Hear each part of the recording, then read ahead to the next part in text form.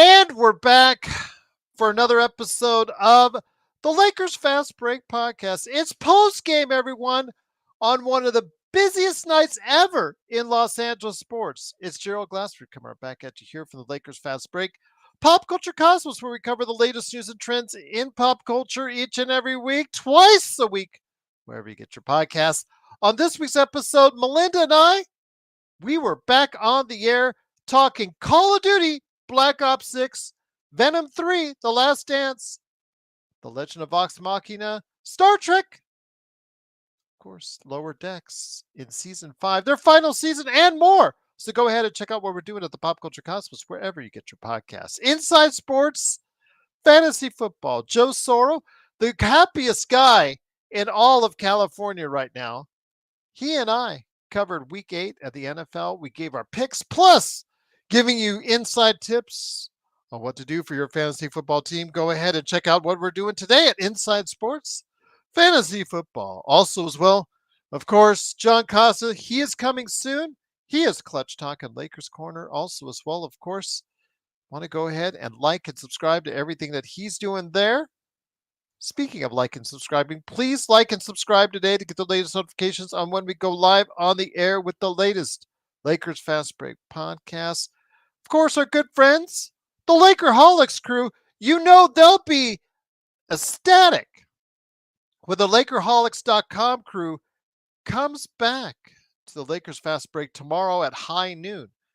Jamie Sweet, Laker Tom, and Michael Heinrich will be just three absolutely happy guys. Well, maybe Laker Tom a little bit depressed because his Yankees just got, they choked essentially in the 10th inning. So, but outside of that, his predictions on JJ becoming the next Pat Riley has gotten off to a good start. So you can hear what they're saying tomorrow, and also as well what they're saying at Lakerholics.com.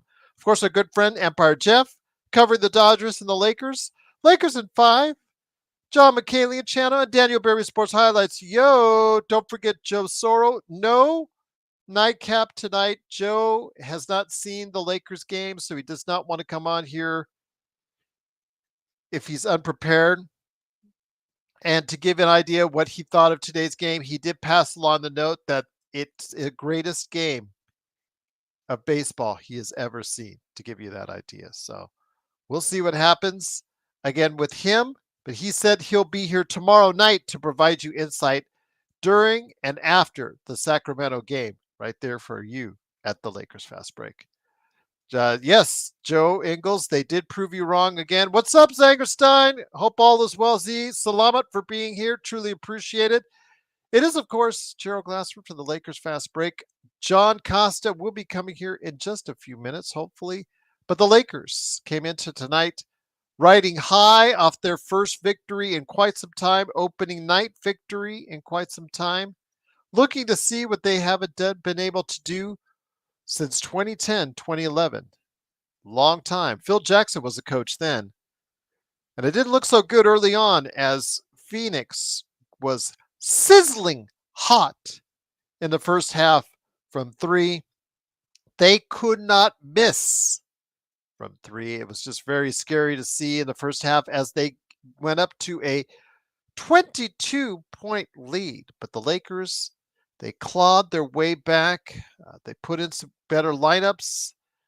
Dalton Connect helped a little bit as far as in the first half, but really Austin Reeves settling in with his jumper, really good. Anthony Davis, solid as a rock. LeBron James and D'Lo, we'll talk about D'Lo here because he really did not have a good game and kind of worrisome things there. LeBron looked a little sluggish in the first half, but in the second half, he got things turned up a little bit to start the second half. Austin Reeves, again, getting hot from the outside, opening up his game even more, which allowed the Lakers to get back in the game, make it close, and eventually pass up the Phoenix Suns. It was delightful to see. And the lineup with Connect, with LeBron, with Jackson Hayes, of all people, who did a really solid job tonight coming off the bench, provided some good minutes and good hustle. Anthony Davis and Gabe Vincent got the Lakers control, and there's just the sheer size. Phoenix couldn't do much about it. But yes, the offensive schemes, the ball wasn't moving as sharply at times for the Lakers like it was during the first game. But I'll tell you, JJ made and hit on the right adjustments in that second half and made the right moves. And the Lakers, again, started shooting better, started playing better, better efforts defensively. They started forcing more turnovers in that second half. They started getting more opportunities. The sizzling hot shooting in the first half of the Suns got a little bit ice cold. And outside of Kevin Durant and Devin Booker, they started to fade a little bit. And that was all that the Lakers need as they gain control in the second half and into the fourth quarter. And they held off the Phoenix Suns 123 to 116. And here today to talk about today's game. Good man indeed. It is, of course, the mastermind behind Clutch Talk and Lakers Corner. Please go ahead and like and subscribe today, wherever you get your podcasts. It is John Costa. John, great to have you here. We were worried about the shooting in the first game. They were able to get away with a 16% three-point shooting in the first game. Today, a little bit different, you could say. They still didn't get the number of attempts that JJ liked, but 51% from the outside and 53% overall. They were able to go ahead and find a rhythm in the second half. AD with a dominant performance again, 35 points, 8 rebounds, 4 assists, and 2 block shots.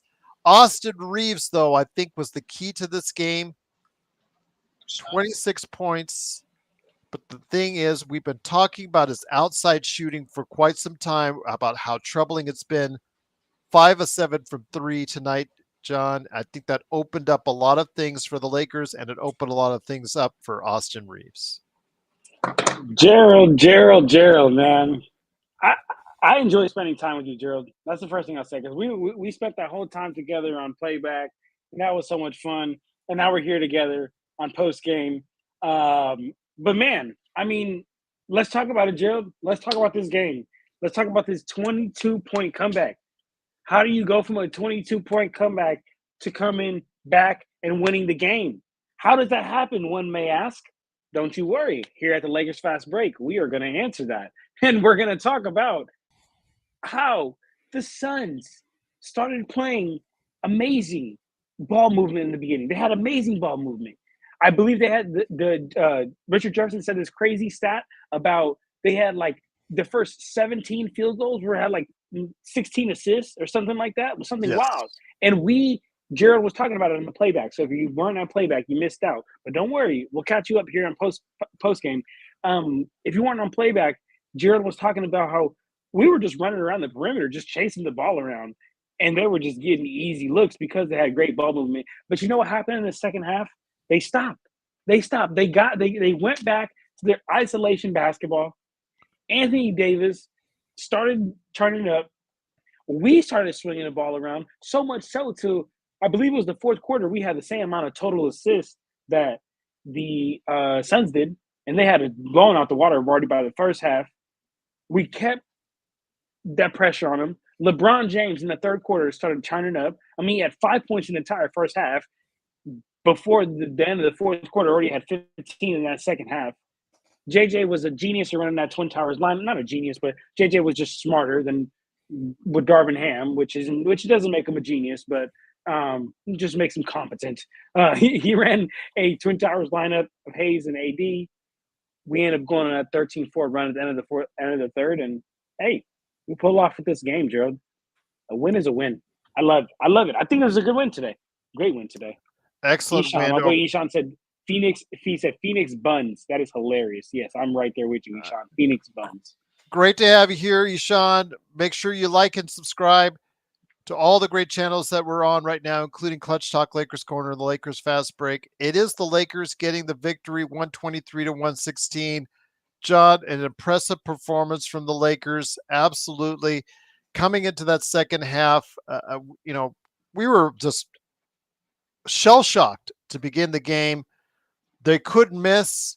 Obviously, very hot from the outside as far as the Phoenix Suns were, but you know what? The Lakers again, they whittled down the lead, got it down to 12, and then in the second half, in that third quarter, right around late in the third quarter, they really started to turn it up. That lineup that they threw out there, they've had success with it. It's at the end of the first, the end of the third. They've run it both games now with Jackson Hayes and AD. This goes back to the arguments that people have had now for years. AD needs a center to play alongside of him, especially a mobile center.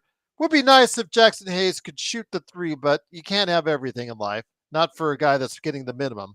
So, with that said, again, you can see how the floor opens up. You can see the better rebounding. You can see good things happening when AD has a chance to have another big guy that can defend a little bit of an athlete, can run the pick and roll. He could do some things out there for you. Jackson Hayes looks so much better alongside AD, and AD uses gets bigger help, and it's obviously it showed with the time that they were in there. Yeah. I mean, I feel like a lot of times I feel the game of basketball, it just comes down to paying attention, right? I feel like you just pay attention to what works and what doesn't. And what's crazy to me is it's taken us until I guess getting a competent head coach, but I guess until 2024 for us to go back to what worked in 2020. What worked in 2020 was the multiple bigs, was having the Twin Towers lineup. That's what worked in 2020. So I don't know why the following year. Well, I do know why. It's because of Rob and Jeannie. But the following years, we got away from that, and now we're starting to finally get to that. And you know what's crazy, Gerald? Like it looks good with Hayes and AD, but can you imagine if it was like a real good competent big? That's how you said who could shoot that midi, who could maybe make a little bit better decisions out of the short roll instead of just a pure athlete in Hayes. Or stretch Man, it out all the way to the three. come on. You tell him, Gerald. Well, the only thing I also want to mention too is what Black is talking about. Again, as was mentioned on the ESPN coverage, the Lakers by far and away get more free throw attempts than anyone in the league. But that's by design, Black. It's not just, Yes. oh, the refs call it, the refs call it. When you lead 1 year as far as the disparity in free throws, you're going to say and whine, oh, it's the refs. But day in, day out, game in, game out, over the course of the past couple seasons now, this is a consistent theme. It's the way that they run the offense. It's a way that they look for LeBron James and AD. Austin Reeves look doing his little tricks to try and get the guys in foul trouble. AD and LeBron heading to the basket, getting the contact. They're all good at getting contact, Black. It's just that simple. We may not always be the best at shooting the three, but we are the best at getting to the line better than everyone else. It's not just the refs. You cannot say it's Yeah. the refs every single game. When it's over the course of 2 seasons, you have to say it's just that the Lakers get to the free throw line better than anyone else. Yeah, but Block, my brother. I'm sorry if I'm the first one to tell you, but you've been fooled by the media. You've probably been fooled by a Warriors fan, probably Warriors fans that say like, "Oh my gosh, you guys got more free throws than us." Well, we're taking more shots inside. We're going inside versus taking a 3-pointer. The chances of you getting They're one of the fouled best at much getting more to the higher. rim. Black, that's incorrect. They're one of the best at getting to the rim, and you know that. You see that. Yeah, Yeah. yeah, And Black. obviously, again, when you get to the rim a lot, you're going to get calls and you're going to get fouls. Now, there's a That's different just how the the game fact, works. yeah, you're not going to shoot as many threes because of it, but that's just how it works. You cannot keep complaining about this, Black, as far as the number of free throws disparity when it happens virtually every game for the Los Angeles Lakers. It's just And the way that they have designed, it's the way that the players play those particular games. Austin Reeves, that's this game. AD and D'Lo, that's their game. It's not D'Lo, excuse me. LeBron getting to the free throw line. That's what they do. That's how their game is yes, predicated. So Yeah, And I'm sorry. Sorry, you Black. got to You're going to lose on this one, my friend, because it's over 2 years of sample sizes that have proven you wrong on that one. So moving on, the one thing I do want to say I do have concerns with is D'Angelo Russell. And you, as the president of the Russell fan club, I've got concerns early on. He has not proven to be himself. We saw in preseason, he looked soft. He looked disinterested. He didn't look like he was giving a great effort. And today, he was terrible on the defensive end, didn't give you much offensively. And this is a contract year for him. He should be coming out of the gate, boom, playing harder than anyone else. What is going on with D'Angelo Russell? 1 of 6, 1 of 3 from three, and 5 points. John, man, you might have to stop the fan club sometime soon. hey, I'll tell you what, I'm not hopping off the fan club just because if we want another ball handler on this team and we don't want to ask LeBron James to do it for 82 games during the season, we literally have no other choice but to like D'Angelo Russell, because I hope that everybody's seen what happens when we ask Austin Reeves to be a primary on the ball playmaker. And I'll give you that Um, because again, asking him to do a lot of ball handling, you saw the effect today. Booker, he was just salivating at that prospect yes. and just ripped it right from him. So Now let me say this credit to Booker for that. before the chat tries to flame me up here for actually um, trying to.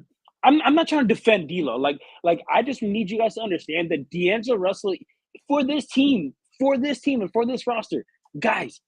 I'm sorry to say it, but we kind of fucking need him. Like we kind of fucking need him until we can get another point guard who's going to be able to bring the ball up court, be able to initiate offense in the 82 game season, and be able to get easy buckets for AD, easy buckets for Bron, and be able to allow Bron to run the lanes. Until we can get a point guard that can do that better than D'Angelo Russell, and we don't have anybody else on this team that can do it better than D'Angelo Russell, we kind of fucking need him. And don't get me wrong, guys. Like, there's no fucking excuse for a plus minus of -6, a -6, 5 points. Man had five assists and went 1 of 6 from the field, 1 of 3 from the 3-point line. He is the epitome of inconsistency. But you know what? You got to take the good with the bad, because I'm gonna tell you what. I'm taking D'Angelo Russell's inconsistencies every single day, as long as he's the one bringing the ball up court and initiating the offense, and just even allowing LeBron to not have to do that during a rigorous 82 game season. I'd rather have him do that than ask Austin Reeves to do that, because Well, I've seen what that happens. there was You another see. person after that happened that was asked to bring the ball up. His name was Gabe Vincent. Now, Yeah, Gabe, that's the not him numbers either. are never going to be sexy with Gabe Vincent. Let's just put that out there, everyone. There's going to be a lot of times you might not even know he's out there, but he was asked to do a lot during this game, John. He got several uh, reps, several times out, several opportunities to guard Kevin Durant, a man who is like 6 or 7 inches taller than him. He was given tough defensive assignments. Then you see him playing the point guard. He took over the ball handling duties after, had to close out the game, and he played the closing minutes. D'Lo didn't. It's one of those situations where JJ, again, an NBA coach, relying on the steady veteran. He's not going to make the mistakes that other players did, but nothing he said and nothing he's doing is going to really stand out, John. But he's steady. 3 steals, +9, 5 points. Again, he's going to give you maximum effort. It's not going to show up always in the box score, but today it was enough to get the job done today. Gerald, I have to talk. Oh my goodness, Brodell, it just sometimes just drives me up a ledge. Okay, like up a whatever, however the fudge they say, up a wedge, whatever. He says, John, if D'Lo is bad on offense and defense, then we don't need him. Brodell, do you not either listen or do you not watch the Lakers? Please, Brodell, answer me this. Answer me this. Unless we get time teleported to the playoffs right now, who the fuck is going to be the point guard on his team? Who the fudge is going to initiate the offense? Who is going to get Anthony Davis these post-entry passes? Who is going to get these Anthony Davis these lobs to the rim? Who is going to get Jackson Hayes involved in the game? Because it's not going to be Austin Reeves. It's not going to be Gabe Vincent. And I don't want to ask a 40-year-old to do this 82-game season. Riddell, what the fuck are you talking about, man? I'm sorry, Gerald. There's just sometimes that just, man, that makes no sense. And I'm tired of explaining this shit over and over to people that don't get the importance of fudging. Like, I get it. He's inconsistent, but we don't have a better option. And beggars can't be choosers. And we are beggars right now. That's okay, Joe. Everything's good, my friend. That's all right. You go with your rants. You're good. It's all good, my friend. But I will say one thing in difference to you on Austin Reeves.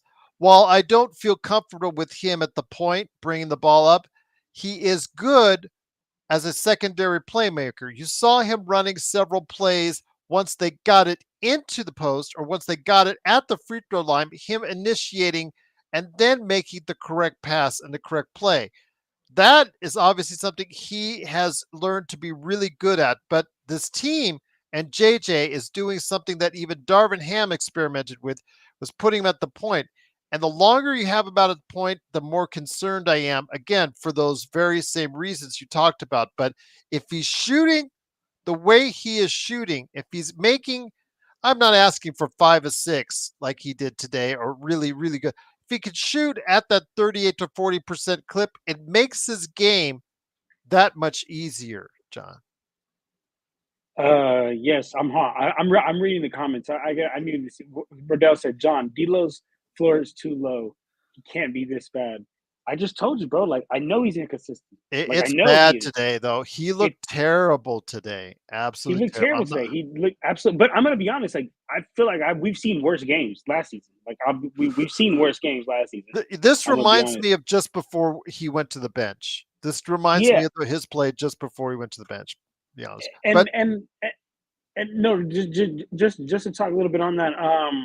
Let me see what some people are saying here in the chat. And appreciate everybody for being here. But like N Bay 03 said, I'd trade D'Lo for Lonzo Ball. Absolutely, at a heartbeat, I would, because he can be that playmaking point guard for us, and he can play some defense for us. But and then somebody else said something about like, oh, literally, there's no decent point guard available right now. The Suns picked up Tyus. He picked up fucking Tyus Jones so late in the season. I was salvaging at the mouth of Tyus Jones, sitting and watching him there the whole time. So I don't know, man. I don't know. well, there was also faith that Jay Jess would develop into some, and get some time, but That's the obviously problem. that That's the hasn't problem. worked out very well at all. So, But hold on, Gerald. If they were listening to Lakers Fast Break, if they were listening to Lakers Corner, they would have been known to not try this Jalen Scafino project. and Bloodhound has a good point because of the idiot maneuvers Rob Pelinka made with the back end of the roster. There was actually no room to give Tyus a contract, a guaranteed contract as a other than a two-way, and Tyus didn't want that option. Plus, he got the guarantee that he would be the starting point guard in Phoenix, so that he could look good, so he can go out and get a job, a nicer contract somewhere else next season. So, yeah, I mean, absolutely. Yeah, great point on that, Tyus. Great point on that, Bloodhound. I said great point on that, Tyus. But yeah, great point on that, Bloodhound on Tyus. Jay said, John, stop comparing me to JHS. No, no one doing that, brother. I will say right now, though, again, Joe Soro, no nightcap tonight. Joe Soro is not going to be on here. He did not watch the game. I think you understand why, because as he called it in the email that he sent to me and Laker Nick, and Laker Nick was so excited as well, he couldn't even stop by the Playback.tv game. He apologized for that. He called it the greatest baseball game he has ever seen in his entire life. And if that's the case, you can't blame him for being so happy. Joe Soro will be back on tomorrow night, and he'll be able to go ahead by that time. He'll watch this game, and he'll be able to watch the Sacramento as well. So, yeah, absolutely. Don't forget tomorrow. It is, of course, playback.tv/Lakers Fast Break, and also Sacramento in Sacramento facing off against the Lakers. Looking forward to that. But, my friend, back to tonight's game. Again, the Lakers, once the shooting cooled off a bit for Phoenix, you could see that there's still one area of weakness is size. They don't have much in Hmm. the way of size up front outside of Kevin Durant and Nurkic. And you can see once the Lakers went to that big lineup, they started taking control of things both in the paint and also we were able to go ahead and a little bit better defense. The thing that was really killing me was the defense on the perimeter was absolutely horrid in that first half. They were able to go ahead and tighten it up, but also when those shots started to miss for the Suns, the Lakers were able to go ahead and take it to their advantage, get on the break, get some easy baskets, get to the free throw line, and be able to convert it and get back in this game and ultimately win out. Yeah. No. Yeah. I mean, I think you tell me. You tell me if you feel otherwise, Gerald. But I think where this game turned around for us was probably late in that third quarter. I think late in that third quarter when we went on that 13-4 run, that's when the game really turned around for us, and we started, having a lot much better ball movement. Um, that's when everything really turned, and the tide flipped. But also when LeBron started turning up, which is something I actually want to get your opinion on, Gerald, because we know LeBron's age or whatnot, but like, how do you feel about, like, you don't even have to be a basketball savant. Like, you could watch that first half and second half with basic basketball knowledge and be able to tell, hey, that LeBron guy was trying a lot more in that second half versus that first half. How do you feel about that, Gerald? Like, because we're Lakers fans here. You're cool. You're cool with him just saying, "Fuck it, I'm just not going to try for this quarter" or something like that, or just not giving my all. Nobody, I mean, the effort you could see at times on the first half was just not where wanted. LeBron walking, I remember he passed it out. The Lakers went on a semi break and he just started walking after he made the pass. And I was just going, wow, it's only the second game of the season and he already looks like he's 40 years old. And I was just going, wow. But, somebody mentioned in the chat on playback, wow, or on YouTube, excuse me, wow, he's really paced himself in that second half. Maybe that's what he did. Maybe that's what he did. And the Lakers have to just try to hold out as best they can until he gets that second wind or that second layer of energy. Okay. But still, it's not pretty, man. That first half, he had no lift. His jump shot looked off. He just had nothing there, like no energy on either end of the floor. And it was very concerning. But we saw it. He might have been playing possum. He might have just been saving his energy. I don't know. But in that second half, again, him going and being more aggressive, him starting to convert, hitting those 2 3 pointers, along with Austin Reeves gaining their confidence. And obviously that helped out a lot because, again, when those guys are hitting from beyond the arc, it frees so much more up for the rest of the Lakers, especially AD. That's why we need shooters. That's why we need shooters, Gerald. We've historically, not we, but I guess LeBron's historically been great with shooters around him. That's why we need to fill him up with shooters, which is why both me and you, Gerald, made that point of why is Gabe Vincent. I mean, I guess Gabe Vincent is a shooter, but I mean, at this point, I'm taking Dalton Connect over almost everybody on this team as a shooter. I mean, we've seen him come in the game and hit two big ones. I think one was right over Kevin Durant, and He then the other struggled one. after that, but yeah, he showed the confidence and he initiated some other things in the offense. He again outplayed Max Christie, and Max Christie is still the first guy off the bench. So it's kind of disappointing that they still continue to go ahead and rely upon Max Christie because Max Christie did have a good sequence where he gets the rebound, he gets the 3 pointer, but after that, it looked lost on the defense, and unfortunately wasn't able to handle himself after that very well at all. After that brief period of time, Dalton Connect again himself he had his struggles after he made his 2 shots, but again, he looks more confident as a player, contested the ball better than Christie, even for a guy that's so much maligned on his defense. It was nice to see Christie trying to go ahead and contest a lot better. Although, when you're trying to contest Kevin Durant, that really doesn't work out for anybody defending. So I will say again, I think at this point, I think the Lakers don't need to do too much yet, but I think they need to keep an eye on that Max Christie Dalton Connect scenario, and maybe at some point reverse it and get Dalton in there a little bit longer, somewhere down the road, sooner rather than later. That's my personal feeling. But again, Gabe Vincent being a steadying force coming off the bench, this bench was a major source of concern heading into the season. It's not getting us a ton of points, John. This 9-man rotation of the guys coming off the bench, it's not getting us a ton of points, but it is getting us in Jackson Hayes and Gabe Vincent the kind of steady play, and along with parts of Dalton Connect and a little dash of Max Christie, the steady play from the bench that we sorely need. The steady play from the bench is going to have to come from Dalton Connect. Steady play from the bench is if Max Christie somehow, some way can stumble on how to be an NBA level player. Like that's where our bench is going to come from. Yeah, Gabe Vincent minutes. I think he's an NBA level player, a rotation player. Personally, I mean, You really obviously, believe Max Christie is? I genuinely do. I genuinely believe he should be I reviewed. think he is somewhere, in that mix. As far as wouldn't put, he's not my sixth man. Let's put it that way. But he is an NBA rotational player, or will develop to be one very soon. But he is playing minutes for the Lakers regardless, and he does have flashes where he looks like he can go ahead and make a positive contribution there, John. I like the catch and shoot he had earlier. That wide open catch and shoot he had. I like that one. But I'm gonna be honest. Yeah, I'm not even trying to be, I guess, hating on his case, but I just tell you what I see. I don't see too much positive. Like the offense isn't there. He's physically not there. The defense isn't there.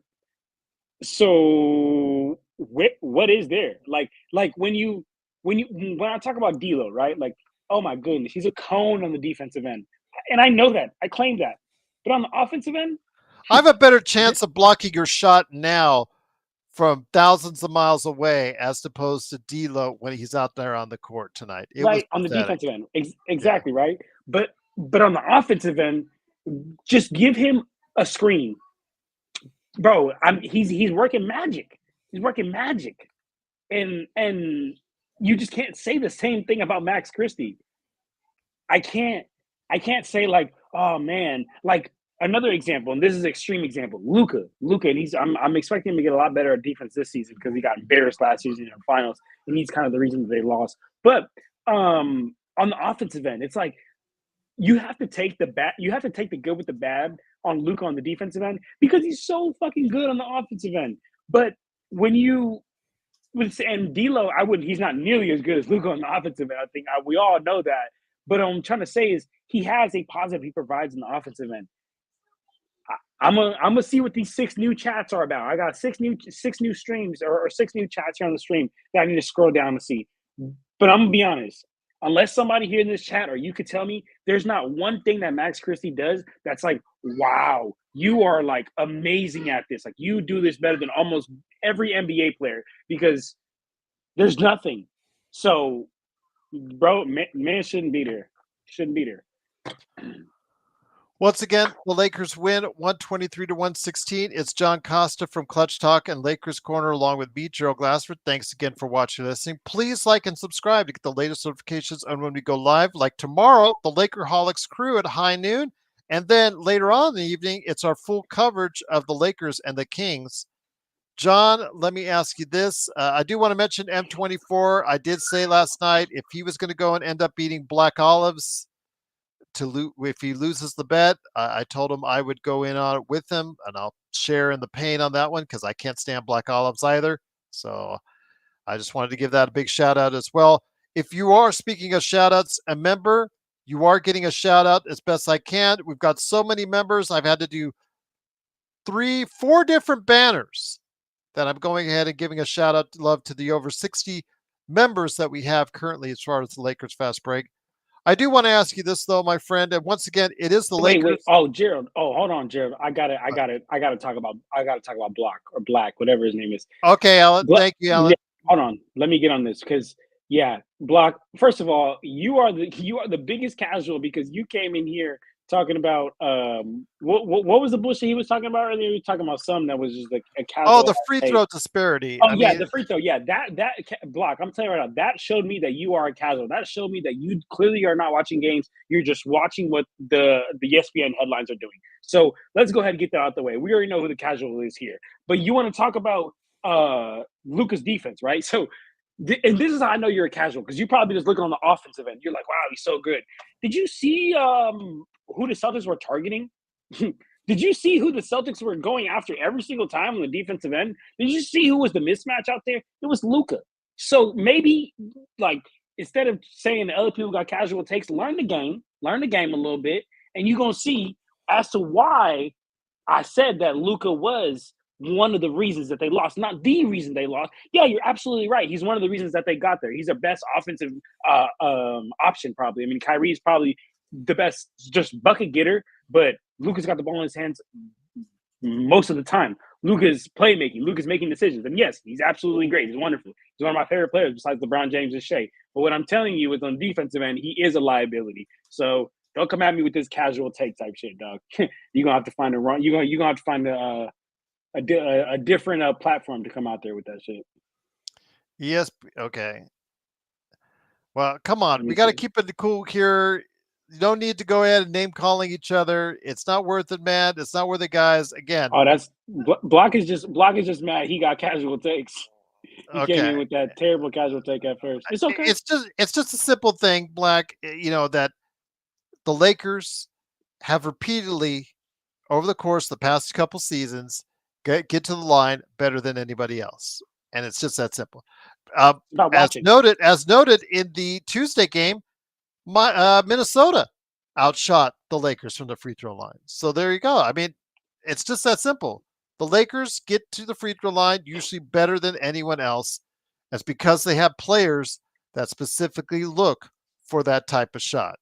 To go But inside, right? And we're yes, bigger, so we're gonna go inside. to get the And foul, to again, get the cheap foul, whether it's just to get the call, whether it's just to do the pump fake, whatever tricks that they want to go ahead and say they do, most of the veteran players have it. It's just that simple that the Lakers have guys that have it as a great part of their game. But once again, it is the Lakers winning 123 to 116. As long as it's D'Angelo, I know D'Angelo Russell is known as a slow starter, but if the Lakers want to continue, especially tomorrow, back to back, heading into Sacramento, a team that did not play today, they've got to get a better version of D'Lo. I understand that he's, obviously on the trading block. He is not eligible to be re-signed, for a extension. He's going to be a free agent. Could come back to Lakers, but that's probably not going to happen. This is his contract year. This is when he's got to prove to everybody out there that he can still play at the level of a starting NBA point guard, John. And so far, the early returns say he's not doing a good job. talk about D'Lo. Yes. Yeah. What team is he on? Let's see. Is he a starting on this Lakers team in the 82 game season? Yeah, he's a starting guard. Any other team in the league? I don't think so. To be honest with you, what's that team? What's that team going for? Let me see what Robert said. Robert said, John, if the Lakers win tonight against the Kings, would you feel okay if the Lakers lose the following games? No, no. What do you mean feel okay? I mean, like, I Well, don't I ever was want to I punch was any saying games. if they split. I was saying if they split. It's in the NBA, John. If you split, I think it's you more times than not you're going to take a split on a back to back just because the way the Mm-hmm. NBA is structured and set up, the way they react, the way they even though they get in the finest hotels, cushy, everything's it's just like okay, for whatever reason, usually teams do not play well at some point in time on a back to back. I'll take the split, but I would be even more happier if they get the victory tomorrow night. I'll take a victory anytime I can get it for the Los Angeles Lakers, John. Yeah, Gerald, you put it perfectly. I take a victory every time. That's what I'm looking for. But absolutely, yeah, the split, the 24-0. Um, sorry about that. I got my baby girl. No worries. Yeah, Tuition Yeah, 24. Yeah, 24-0 would be the best way to go about it, indeed. Absolutely, I I totally agree. Block said ever since the tantrum came and they cried to the league, the Lakers had a trash. Oh my goodness, this guy. No, that's not true, Black. It was That's not actually true, before but that. at So all. it's Another actually casual before take. that. But okay, again, you're gonna be very stubborn in your mindset, and we've got the truth on our side on ours. So it's just that simple. The facts speak for Gerald. themselves, and that's what we have. But again, it is Lakers fast break. John, I've got about 20 minutes left here on the post game for you, my friend, because I know you'll have to go. So, with that said, my friend, again, setting up for tomorrow night's game against the Sacramento Kings, a team that actually lost their first game of the season at home. I don't know what to make of this team really because they've got all the offense of high octane offense, the high components like they did last year and the year before. But the problem is they put them in this different scenario, this different player for them, a guy that's a veteran and DeRozan that comes in, instead of the 3-point run and gun, he's more of a ISO ball. Get me it in the mid post. I'll take care of it. I'll shoot the mid. I'll knock it down all day. It's kind of a different game and feel than what they do play normally in Sacramento. It's only one game and only a 0-1 start for Sacramento, but how do you think it's going to fit from there? Hold on, my daughter just fell. Hold on, give me 1 second. My daughter No just fell worries, off man. this thing. I got you, man. Don't worry about it. With that, again, it is the Lakers fast break. I will talk to you here right now when it comes to what we're seeing with them tomorrow night against Sacramento. Sacramento, again, it's just a weird fit. I think personally, it may work out, but the early return so far, obviously a loss, but we'll see what happens tomorrow night. Though they will catch the Lakers. A little bit of fatigue going in there, coming off of tonight's game. LeBron is going to be in there. AD is going to be in there. So it looks like the Lakers will have their starters to go for. So, John, what are your Yes, I'm back thoughts? now. Sorry about that. Oh, no worries. I'm glad your daughter's okay, my friend. Yeah, With that, what are your thoughts on tomorrow night's game in Sacramento? man. Tomorrow night's game in Sacramento. What's It'd up, be dope if Intel? I could. Yeah, it'd be dope if I could go.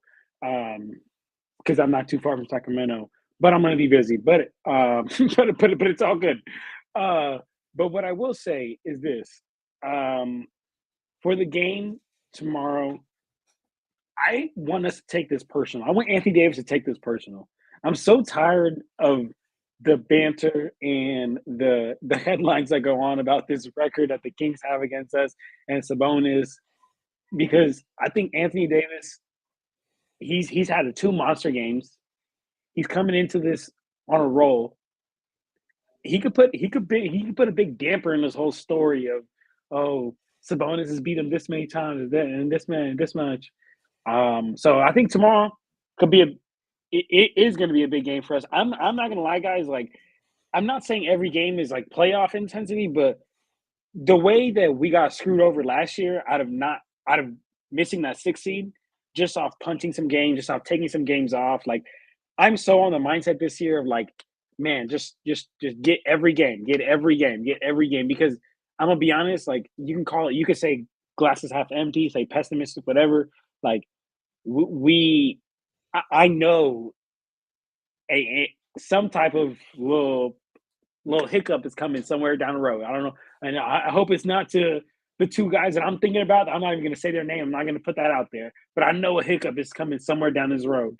And when that hiccup comes, I want us to be able to have some games that we could take as an L, or we could take, or that if we lose, all right, it's not the end of the world. Now we don't screw ourselves over come the end of the season.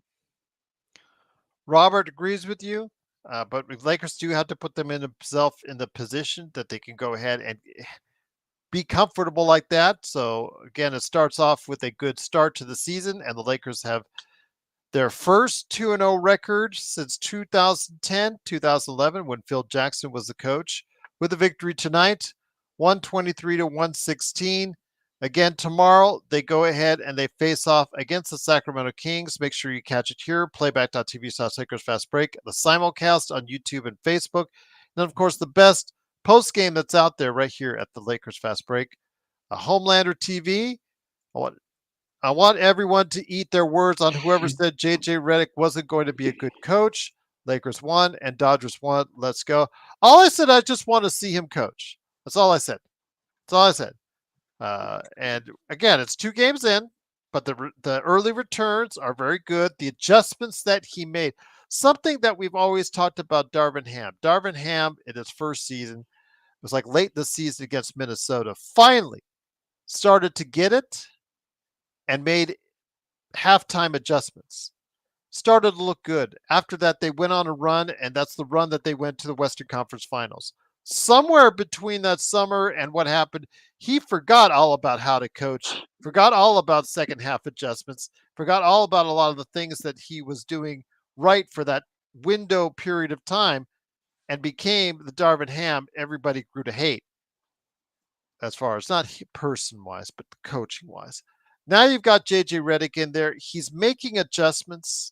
The fact that he is able to put out lineups there that are able to go ahead and take advantage of the competition, it's good to see. Defensively, it kind of slipped a little, didn't look as solid as it did in the first game as far as from a defensive standpoint. It was the most beautiful eye-watching game I've ever seen defensively, but it wasn't the train wreck that we saw in the preseason.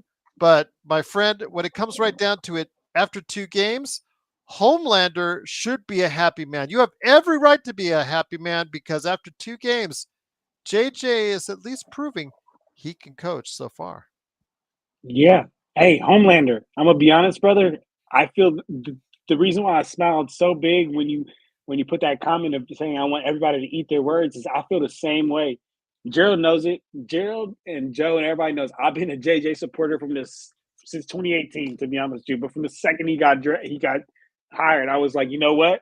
I'm gonna believe in it. I said it. I was like, yo, I haven't seen him do it, but I know he's a really smart X's and O guys. I've been locked in with him. I know he connects with his players very well. Modern day coaching is about connecting with players. So not really as much as like discipline and like get on the line and chill. Modern day NBA is being able to connect with your players, knowing X's and O's. And I knew JJ had all that down. And I was like, hey, fudge it. Let's just give the man a chance. And I got a lot of hate for that. A lot of people said, oh, casual, casual. Not looking like the other way I around. just wanted to see him coach out of the court. When you No, have I'm not getting someone, on you, Gerald. I'm not I getting know, on you. but understand. I know people confuse that with hating. All I said was I just want to see it on. Laker Tom was yelling at me that I wasn't already convinced JJ was a good coach before he started the season. And I'm saying to myself, and I'm saying to him, I said, all I want to do is see it out on the court. It's just as simple in a regulation game where it actually counts and it actually matters. And now that we have early returns are promising.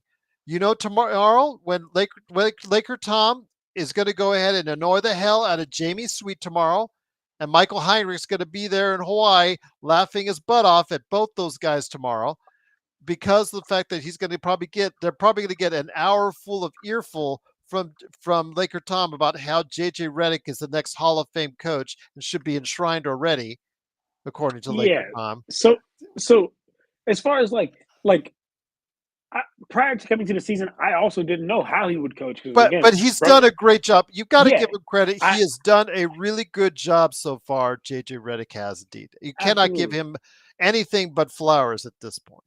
I in my perspective, I was just basically saying, look, he has everything on paper that can make him a good coach, but let's see him do it. And he ended up doing it.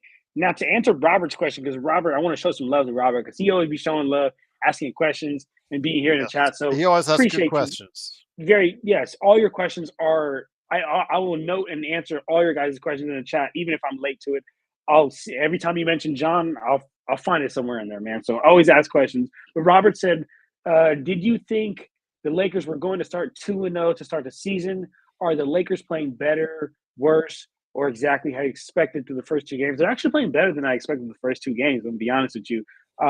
My expectation was based on what I seen last season, and that's a good game, a bad game, a good game, a bad game, especially with Anthony Davis, right? So I was not expecting for another, big monstrous game like this from Anthony Davis.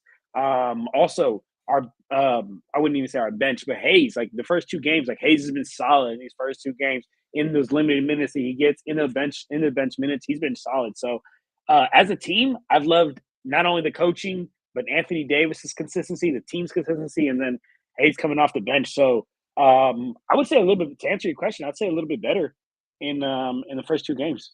But yeah, that's what I say. What about you, Jared? What do you feel? Again, I thought if they could get away with 2-1, I would be happy. I would be really happy to get off to a good start like that. If they could go 3-0, we can get greedy. Sounds good to me. I like that. I'm So, cool with it. I'm cool with it. Joe's actually not on Empire Jeff's stream either. That's really. Oh, he's in the chat. He's in their chat, but he's not on their stream as of right now. Intel. But yeah, he told me he has not watched the Lakers game yet. He is going to watch it late tonight. So he didn't want to come here with no nightcap, with no knowledge. He just did, outside of telling you that the Dodgers game is the best game he's ever seen in his entire life from a baseball standpoint. So with that, I said, okay, can you at least come on tomorrow? He said, yeah, he's all good for tomorrow. He's going to give you wall to wall Joe tomorrow for coverage. Wall to wall Joe.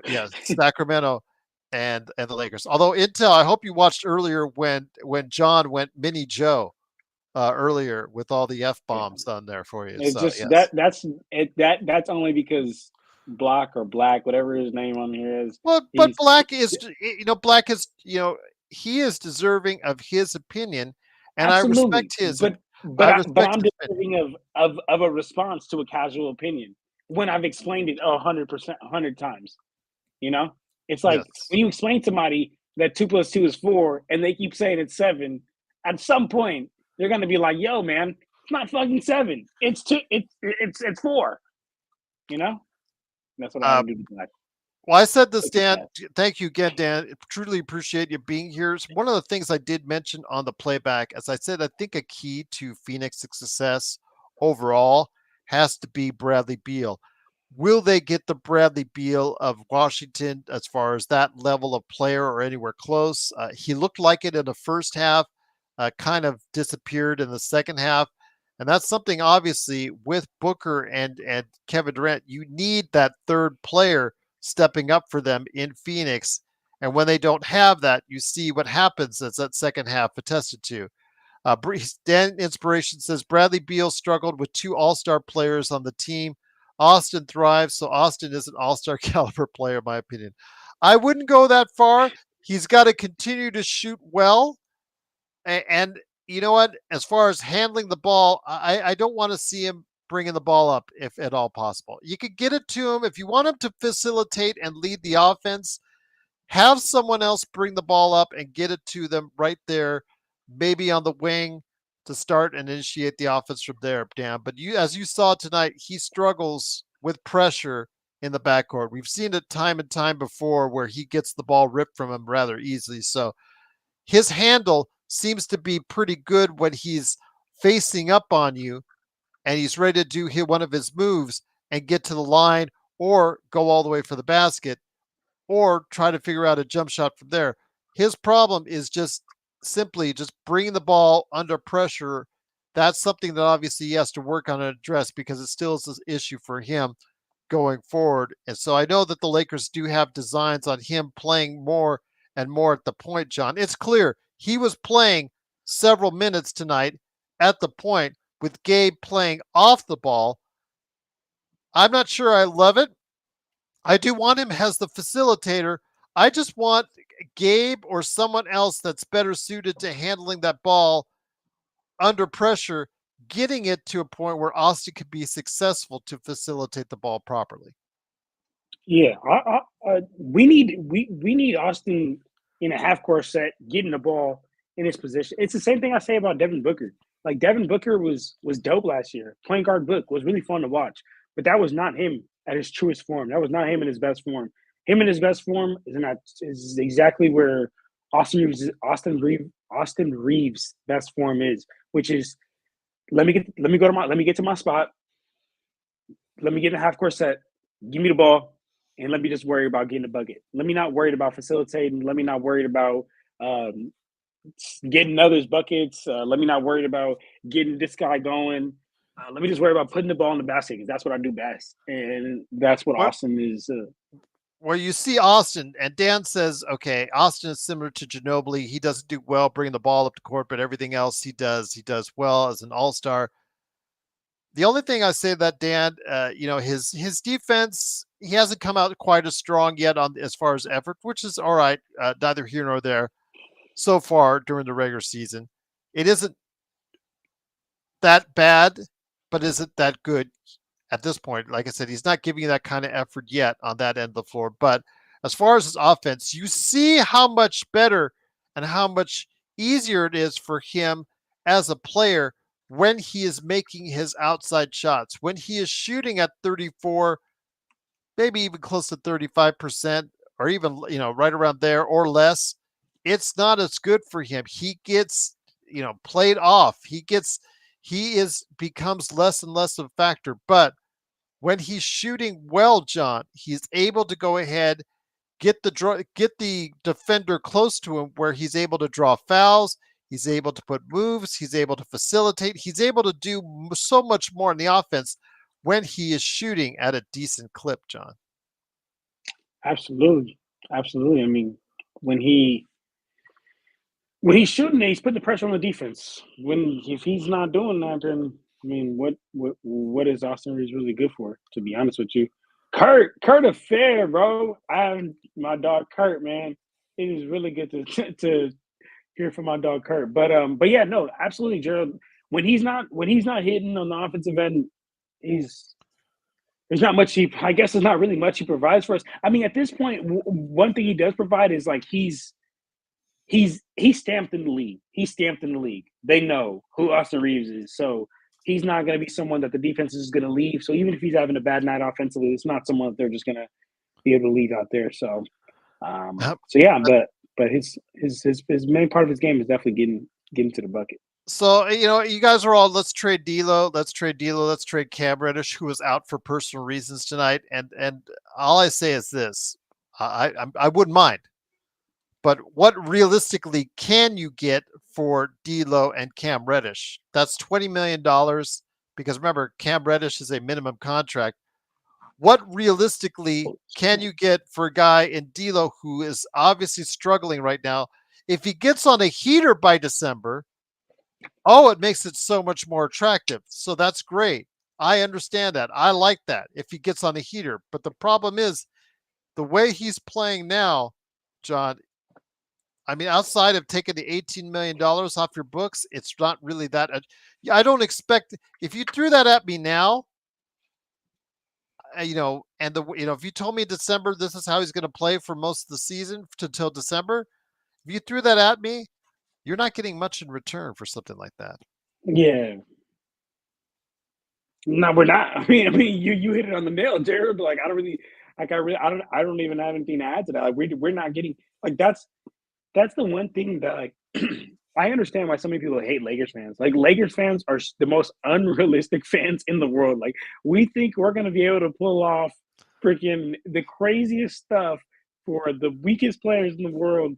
And don't get me wrong, like the the Lakers do have a better chance of landing players than most teams, only because like who doesn't want to come to the Lake? Who doesn't want to come play for the Lakers? Who doesn't want to complain in LA? Who doesn't want to play in front of all these stars? Who doesn't want to make the most money that they probably ever make in any other market off the court, maybe instead of New York? Like like that's the one reason that people believe in the Lakers, but the Lakers fans have a like crazy amount of like blind faith sometimes, and that's why like when I tell people I'm a Lakers fan, I'll be having to tell them like, but I'm a realistic Laker fan, and I'll follow the rest of the league as well too, because yeah, there's some Lakers fans out here who think we're gonna get some for that. We not moving these pieces. We're not moving these pieces unless the Wizards want to bless us again, like how they be blessing us every once in a while. We're just giving us good players, and we giving them trash like Kendrick Nunn. Lakers fan for life on Twitch. Truly appreciate you following us there. Once again, it is the Lakers 123 to 116. I will just say this. If we were able to make a trade and get, like, let's say a Walker Kessler, Jordan Clarkson deal, I would take that in a heartbeat for whatever Yeah, assets we would need to do that. Remember, we cannot take in more than what we're sending it out. We cannot take $1 more Well, actually, we could take $45,000 more, but that's beside the point. That's how close they are to the second tax. So literally, they just really can't take one more dollar in because of where they are at the second tax apron. To be honest with you guys, so Dan Inspiration said I would trade with the Bulls and take back Lonzo. Of Okay, course. yep. But again, we'll see.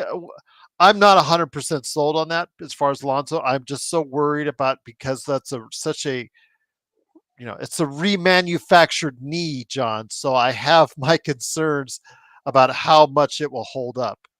Yeah, believe me, I'm watching it on the other screen. As far as it's concerned, I know it's close. I'm rooting for the Rebels. I'm rooting for my family because my family loves the Rebels. They're UNLV graduates, and actually one is attending UNLV right now. So I'm hoping that the UNLV might be able to get it done, but we'll see. But before we head on out, my friend, another impressive victory for JJ Redick, another impressive victory, another performance for Anthony Davis. This is exactly the kind of start we needed for the Los Angeles Lakers right now, John, before we head on out. It absolutely was. This is what we need right here. It's like me and Robert were saying earlier. Robert said I agree with John, and Alan I think said the same thing. It's yeah. Hey, let's get all the dubs that we can because there will be some hiccups down the road, and I want to be able to take those without now being out of playing contention.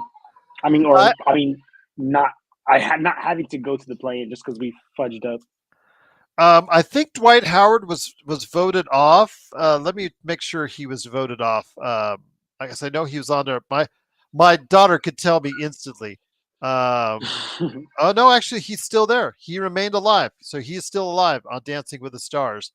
But uh, you know, Dwight, he looks in great shape, but come on, he's 40 plus now. What really can he give the Lakers at this point? So I know he just had the interview with Jeannie Buss on his podcast, but come on. I think he'll be 50, and it's people still say we need to get Dwight Howard on the team. I'm gonna Yes, be honest, Gerald. Let me see how old he is because I'm gonna be 100% honest with you, Gerald. I think he's Um, 40 or close to it. is he? He's Let me see. 38. Okay, yeah, He's maybe you're 38. right. Okay. Maybe you're right. All right, No, because he's a 30. he was He's a little 38. younger.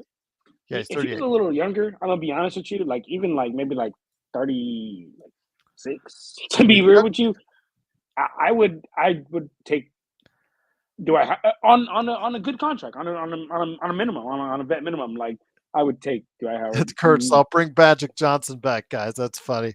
The thing is, though, with Dwight, you got to remember, we can't pick up anybody until you release somebody. And the problem is, you can't release somebody because I got you back to look at the boredom. cap. You have to trade someone off that roster. The only thing you could do is maybe cut one of the two-way guys and put Dwight Howard in there or somebody else in there. You cannot just waive or cut somebody because they're too close to the second tax apron. Rob has put them has pigeonholed them. He's put them against the wall, and it's really hard for them to maneuver on out. But again, yeah, is he LeBron young though? That I will leave up to your interpretation, indeed. But once again, it is the Lakers fast break. It is, of course, John Costin from Clutch Talk and Lakers Corner. It is Gerald Glassford. Thanks so much again for watching and listening. But, John, before we head on out, my friend, it is time for you to go ahead and do the hard sell on why people need to check out Clutch Talk and Lakers Corner, indeed. Come check me out, guys. I got 2 channels giving you guys 2 different sources of content. If you want to get more Lakers content, check me out on Lakers Corner. It's on YouTube. I am on Instagram. I am on TikTok. My TikTok's actually popping. It's Lakers_corner. That same black and purple and yellow L that I have on my Lakers Corner page. Also, I'm on Twitter at Lakers Corner 2. They had shared the link earlier, and then I got another page that if you are tired of hearing so much about the Lakers and you want to hear about the NBA as a whole, come check me out on Clutch Talk, man. Clutch Talk is on Apple Podcasts, Spotify, YouTube, Instagram, TikTok, Twitter, man. And that's just on YouTube. It's Clutch Talk, and then Instagram it's at Clutch Talk Pod. Dropping 2 episodes per week, bringing you guys daily, weekly NBA content, but. Gerald, you are the GOAT, and I appreciate you as always. Appreciate it, my friend. M24, if you didn't hear me earlier, Mission 24, thank you so much again for the super chat earlier today. Again, become a member. I've been able to go ahead and flash all my members up down there on the screen below on the banner. Everybody got a shout out, and thank you from all of us here. If you want to go ahead and become a member, it's just $2.99 a month. The actual link is in the description below. Gets you emojis, gets you badges, gets you big shout outs from me as you see below, and also as well gets you inside stuff that you guys get first. You guys got our season predictions first. You got articles from me first. You get a whole ton of stuff from me ahead of time, and we love it because you are become a member of the Lakers Fast Break. So for John Costa, Clutch Talk and Lakers Corner, it's Gerald Glassford. Truly appreciate it. Homelander TV says Gerald, and Lakers Corner, have a good one, y'all. Appreciate it. You guys are the best. Be safe. Enjoy your Lakers weekend because tomorrow we're coming back. It's Lakers and Kings. Dodgers. I got to close out of the Dodgers, my friend. Dodgers in one of the greatest games in World Series history in the 10th inning, down 3-2. Freddie Freeman hits the grand slam of a lifetime, and the Dodgers win 6-3. Got to give them a shout out as they take the lead 1-0 in the World Series.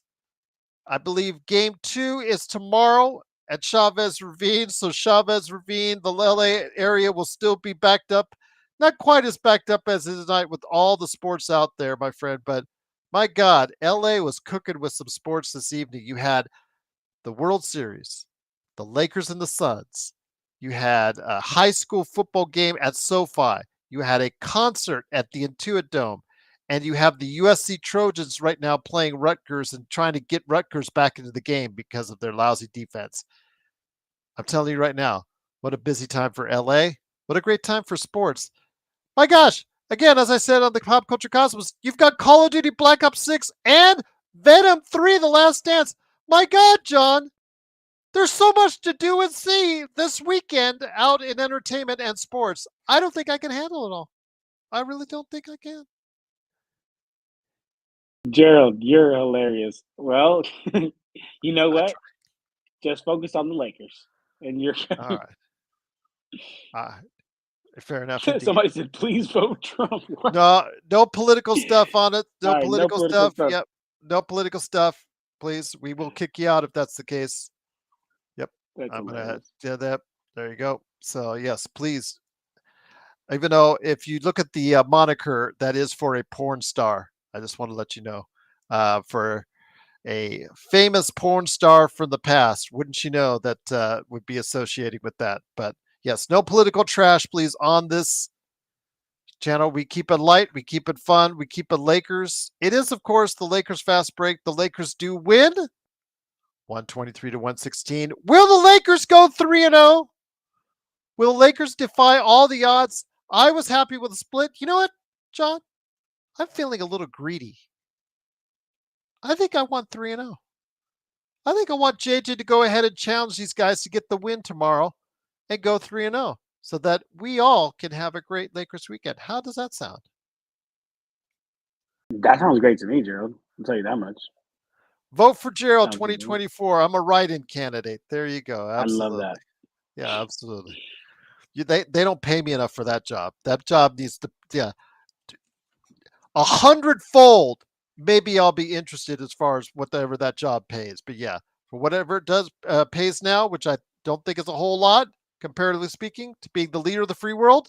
You think my hair is gray now? It'll just fall out from there. But once again, it is the Lakers Fast Break, 123-116. Can the Lakers go 3-0?